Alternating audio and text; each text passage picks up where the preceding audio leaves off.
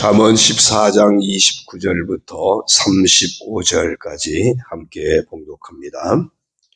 노하기를 더디하는 자는 크게 명철하여도 마음이 조급한 자는 어리석음을 나타내느니라. 평온한 마음은 육신의 생명이라 시기는 뼈를 썩게 하느니라.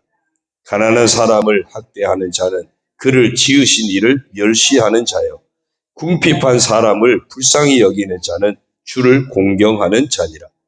악인은 그의 환난에 엎드러져도 의인은 그의 죽음에도 소망이 있느니라. 지혜는 명철한 자의 마음에 머물거니와 미련한 자의 속에 있는 것은 나타나느니라.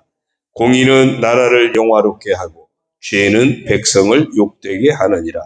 슬기롭게 행하는 신하는 왕에게 은총을 입고 욕을 끼치는 신하는 그의 진노를 당하느니라. 아멘. 할렐루야. 오늘도 주님과 함께 하시는 복된 하루가 되시길 주님의 이름으로 축원합니다. 오늘 정체성 선포 성경 읽기는 로마서 14장에서 16장입니다. 그 중에 14장 8절을 보면 우리가 살아도 주를 위하여 살고 죽어도 주를 위하여 죽나니 그러므로 사나 죽으나 우리가 주의 것이로다. 사도 바울의 고백인데 오늘 우리도 이런 고백의 사람이 되어야 할 줄로 믿습니다. 우리는 이래도 주님의 것, 저래도 주님의 것.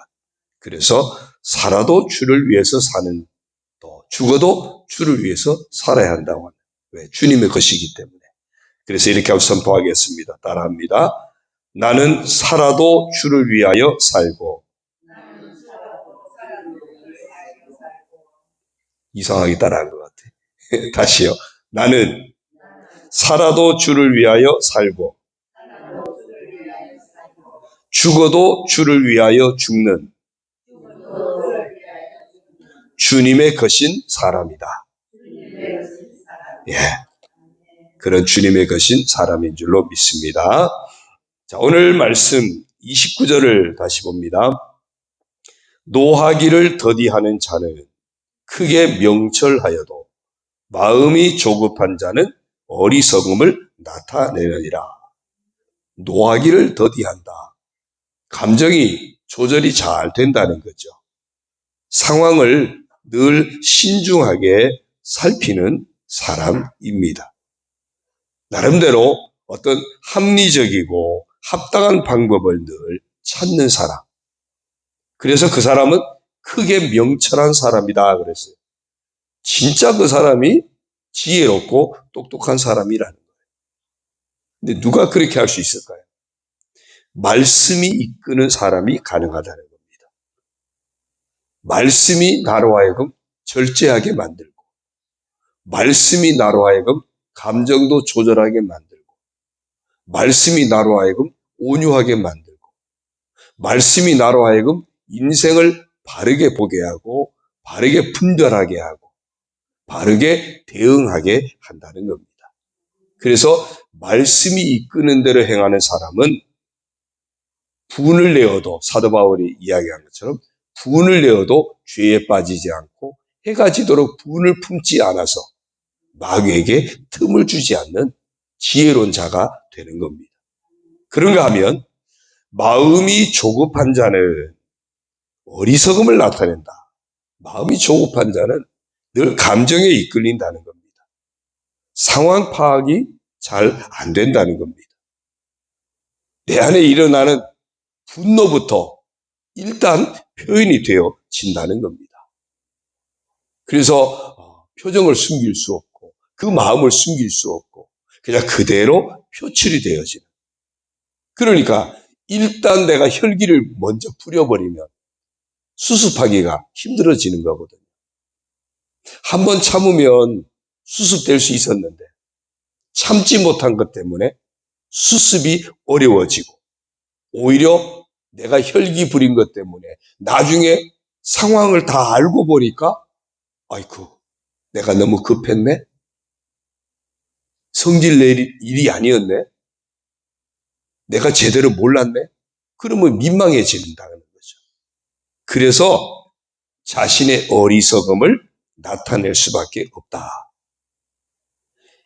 명철한 자는 말씀이 이끌기 때문에 그랬다면, 이렇게 자신의 어리석음을 나타내는 사람은 말씀이 이끄는 것이 아니라 보이는 대로, 눈에 보이는 대로, 그냥 그 순간 들리는 대로, 그 순간 내 감정이 느끼는 대로 어떤 육감적으로 움직이기 때문에 그렇다는 겁니다.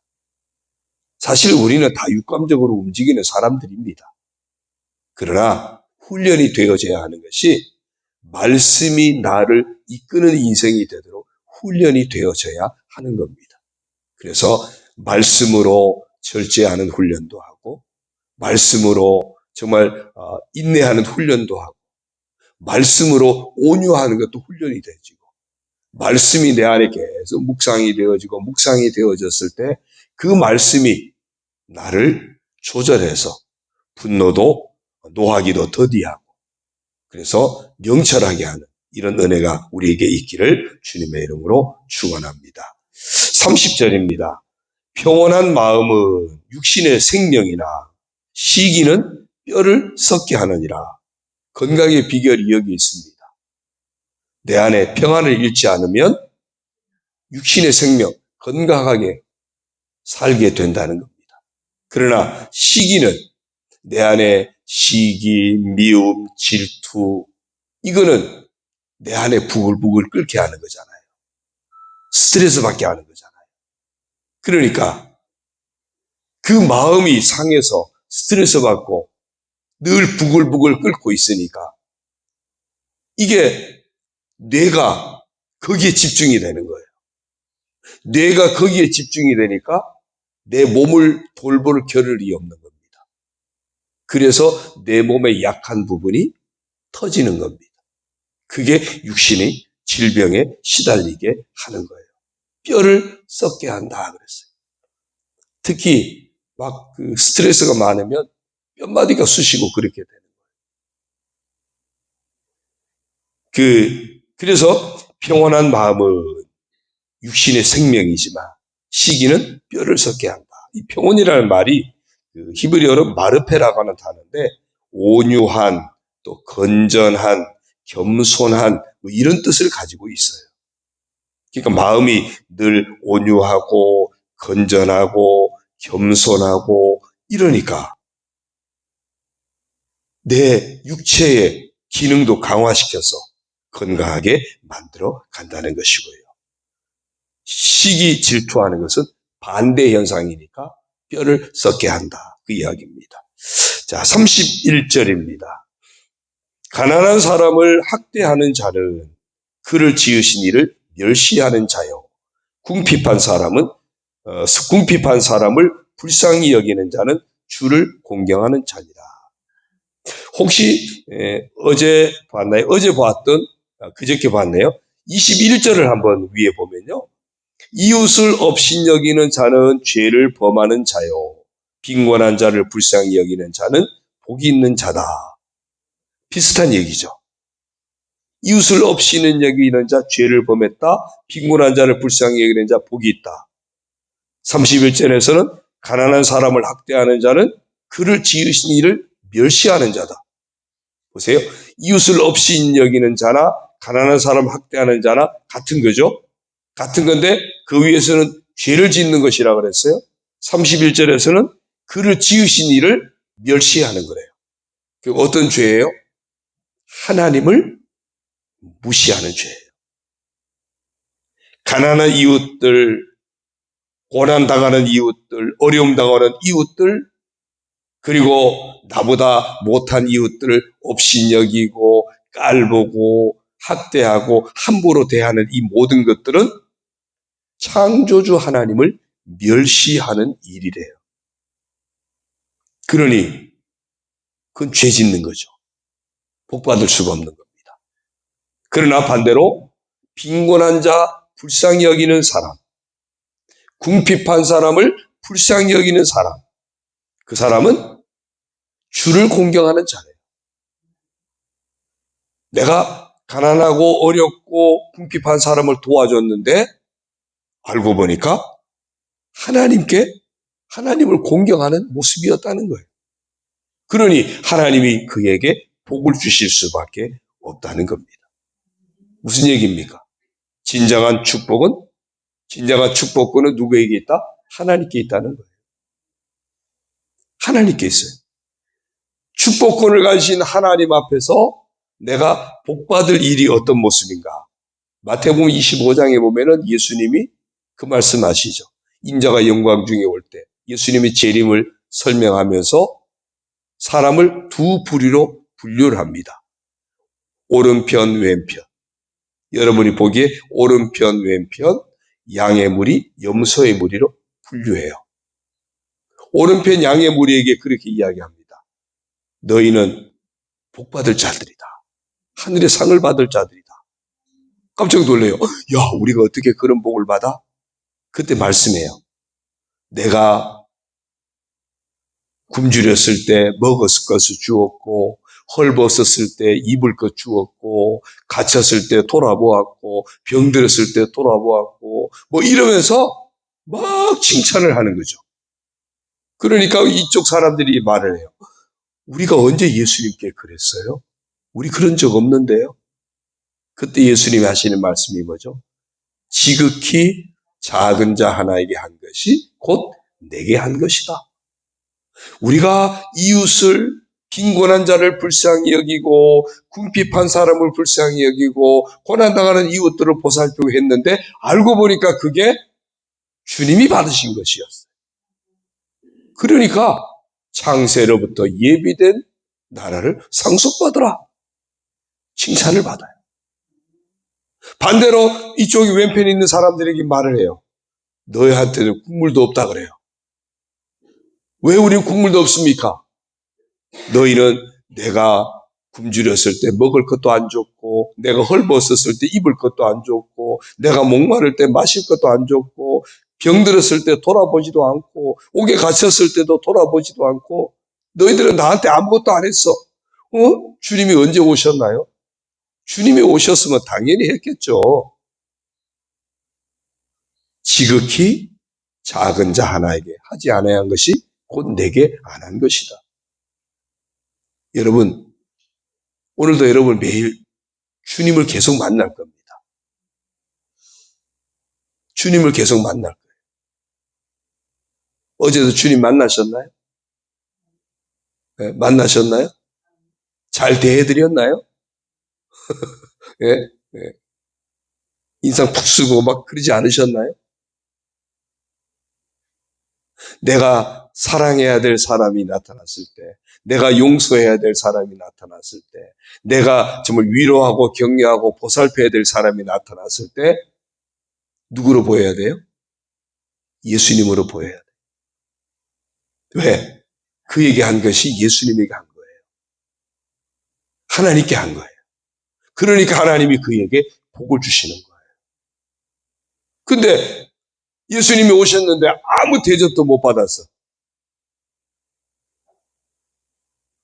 그래서 그에게는 죄라 그랬어요. 예수님을 무시한 거예요. 하나님을 무시한 거예요. 오늘 31절 말씀을 그렇게 우리가 참 소중한 말씀입니다. 32절입니다. 악인은 그의 환난에 엎드러져도 의인은 그의 죽음에도 소망이 있느니라. 인생의 결국을 보라는 겁니다.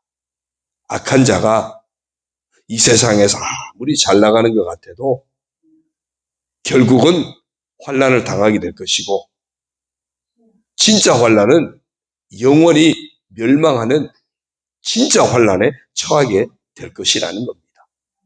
그러나 의인은 이 땅 사는 동안에 고난 당할 수도 있어요.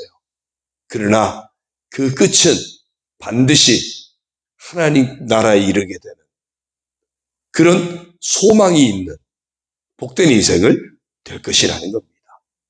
그리고 우리가 인생을 보여지는 것만 가지고 판단하지 말고 마지막 내가 영원한 멸망이냐 영원한 천국이냐, 정말 우리가 예수 그리스도를 믿는 믿음을 지키고 그 믿음을 가지고 하나님 앞에 감사하고 그 믿음을 가지고 이웃을 사랑하고 뭘 바라보고요? 영원한 하나님 나라를 소망하면서, 뭘 바라보고요? 영원한 하나님 나라를 소망하면서, 그 믿음을 가지고 내게는 영원한 생명을 누릴 수 있는 영원한 천국이 내 앞에 기다리고 있으니까, 그 소망이 내 앞에 있으니까 여기서 힘들고 어려워도 믿음을 지키고, 그 믿음을 가지고 하나님을 더 사랑하고, 그 믿음을 가지고 이웃을 더 사랑하고, 그렇게 하나님의 사람답게 살아가는 것.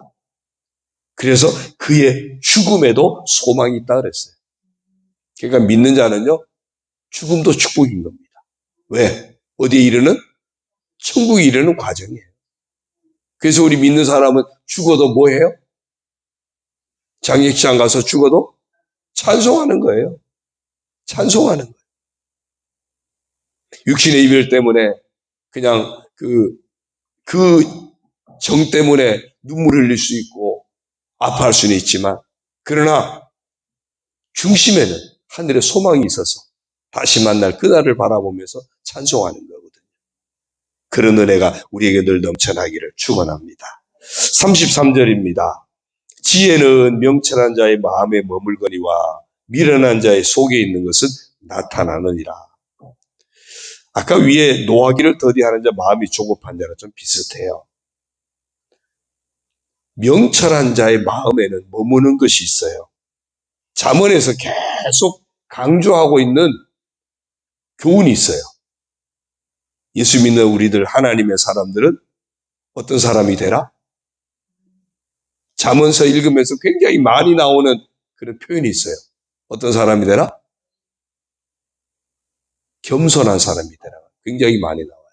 겸손에 관해서. 예. 마음에 머물고 있는 것이 겸손이면요, 그 겸손한 사람은 그 겸손함을 통해서 정말 온유하게 될 것이고, 그 겸손함을 통해서 내가 인내하게 될 것이고, 겸손함을 통해서 분노도 다스리게 될 것이고요, 겸손함을 통해서 남을 귀하게 여길 것이고 존중하게 될 것이고, 그 마음에 머물고 있는 겸손이 아름답게 나타날 테니까 그 사람이 바로 지혜로운 자라는 겁니다. 그런데 반대로 미련한 자의 속에 있는 것은 나타난다 그랬어요. 미련한 자의 속에 있는 것은 뭐냐면 늘 충동적인 겁니다. 충동적인 거예요. 육감적인 겁니다. 그러니까 참지 못하고 그냥 불쑥 나타난다는 거죠. 그 사람이 미련한 사람. 그 속에 뭐가 들어있는지 늘 들통이 난다는 겁니다. 어쩌면 그냥 그 속에 품고 있지 않아서 좋은가요? 근데 나는 다 표현해버리고 그래요. 아이고, 나는 뒤끝은 없어요. 그래요. 나는 뒤끝은 없는데 당한 그 사람은 죽어가는 거예요. 굉장히 무서운 말입니다. 사람들이 그래요. 아이고, 나는 뒤끝이 없어요. 막 포번해놓고 그렇게 힘들게 아프게 해놓고 나는 뒤끝이 없대. 그리고 자기는 신나게 살아. 근데 당한 사람은 고통당하고 사는 거예요. 그래서 미련한 자에는요, 속에 있는 것은 나타난대요. 우리가 내 안에 겸손이 늘 머물고 있어서, 주님을 닮은 그 마음, 겸손이 머물고 있어서 그 겸손함이 아름다운 모습으로 나타나게 되는 지혜로운 성도의 삶을 살아야 할 줄로 믿습니다. 34절, 35절은 같이 봅니다. 공의는 나라를 영화롭게 하고 죄는 백성을 욕되게 하느니라. 슬기롭게 행하는 신하는 왕의 은총을 입고 욕을 끼치는 신하는 그의 진노를 당하느니라. 그렇죠. 나라가 죄가 가득한 나라가 되면 심각해지는 겁니다. 나라가 어떻게든지 공의가 바로 서야 돼요. 공의가 바로 설 수 있도록 어쩌면 세상을 기대하지 못하면 우리 그리스도인들, 하나님의 사람들이 앞장서서라도 이 땅에 의가 나타나도록 우리가 의로운 삶을 힘을 써야 돼요. 그런데 예수 믿는다고 하지만 세상에서는 똑같이 불의와 타협하고 똑같이 늘 죄에 앞장선다면 심각한 거죠. 그러면 희망이 없는 겁니다. 그러면 그 나라는 희망이 없어요. 욕되게 되고 죄에 빠져서 결국은 망하게 되는 겁니다. 왕이 그래야 되고, 신하도 마찬가지예요. 백성들도 슬기롭게 행하는, 나라를 욕되게 하는 그런 백성이 되지 않도록 같이 힘을 써야 돼요. 그래서 이 나라가요, 종교가 무너지면 더 이상 희망이 없습니다. 국가가 건강하게 세워지는 데는 막 권력에 의해서 다 무너지잖아요. 도덕도 무너지고 다 무너져요. 그런데 마지막 보루가 뭐냐면 교회예요. 마지막 보루가 우리 그리스도인이 돼야 한다고. 그래서 우리 그리스도인들을 통해서 다시 역전시켜서 이 나라가 희망이 있는 나라가 되도록 그리스도인들이 앞장서야 돼요. 왜? 우리가 전에는 어둠이었는데 이제는 주 안에서 빛이잖아요. 그래서요. 너희가 빛의 자녀들처럼 행하라. 빛의 열매는 뭘까요? 모든 착함과 의로움과 진실함이 있느니라. 우리나라에 5천만 인구 중에 그리스도인이 1,000만이라고 그래요. 1,000만이 다 불을 밝혀보세요. 우리나라가 얼마나 환하겠습니까? 1,000만이 착함과 의로움과 진실함의 빛을 밝히면 대한민국이 얼마나 환하겠습니까? 그런데 깜깜해요. 점점 깜깜해져요. 왜요? 빛된 우리 그리스도인들이 빛을 품고만 있지 밝히지 않는 거예요.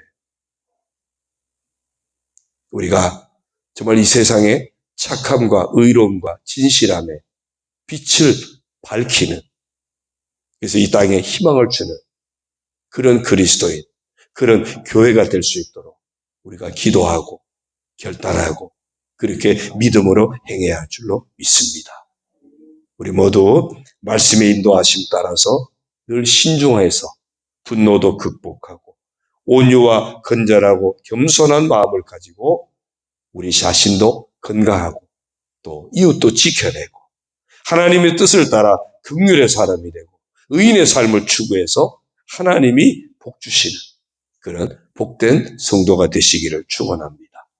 빛의 자녀답게 하나님을 경외하고 하나님 말씀을 따라 인도받는 빛의 자녀답게 이 땅에 공의를 나타내고 선하고 착함을 나타내는 아름다운 빛을 비추는, 그래서 우리 가정에도 소망이 있고 교회도 소망이 있고 이 나라 민족에게도 소망을 주는 그런 빛된 그리스도인으로 우리 모두가 살게 되기를 주님의 이름으로 축원합니다. 기도드립니다. 하나님 아버지 고맙습니다. 오늘도 저희들을 부르시고 말씀으로 인도하여 주시니 감사를 드립니다. 늘 말씀에 이끌려서 우리가 보이는 대로 행하는 어리석은 자가 되지 않게 하여 주시고 말씀으로 우리 안에 분노도 다스릴 수 있게 하여 주시고 우리 안에 온유한 마음, 건전한 마음, 겸손한 마음을 품어서 먼저는 우리 육신도 건강함을 얻고 우리 하나님 허락하신 삶도 지켜내고 이웃도 지켜내고 공동체도 지켜내고 하나님이 축복하시는 복된 삶을 살아가게 하여 주옵소서. 늘 하나님의 뜻을 따라 긍휼의 사람이 되어지고 의인의 삶을 추구해서 하나님이 기뻐 받으시고 정말 복을 더하여 주시는 그런 우리들 모두가 되게 하옵소서.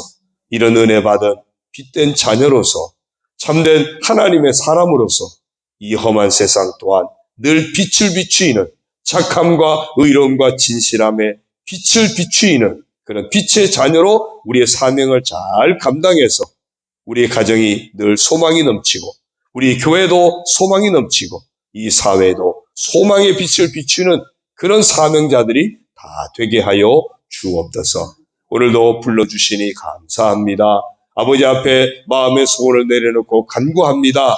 응답하여 주옵소서. 아버지 하나님 은혜로 정말 우리 모두가 믿음으로 승리하게 하여 주옵소서. 건강하게 하시고 평안하게 하시고 형통하게 하시고 그래서 마음껏 하나님 앞에 영광 올려드리게 하시고 오늘도 주님이 우리를 찾아오실 텐데 그 주님 놓치지 않고 극진함으로 주님을 대접하고 공경하는 귀한 사명을 잘 감당하게 하여 주옵소서. 서로서로 품고 중보하며 기도할 때 응답하시고 곳곳마다 하나님의 응답의 역사가 나타나게 하여 주옵소서. 아버지 하나님, 투병 중에 있는 성도들 치료하여 주시고 회복시켜 주시고 강건하게 하시고 모두가 다 병마를 물리치고 믿음으로 건강한 삶을 살며 믿음으로 승리하는 삶을 살아가도록 끝까지 사명에 붙들려 살아가도록 하나님 아버지 복을 내려 주옵소서.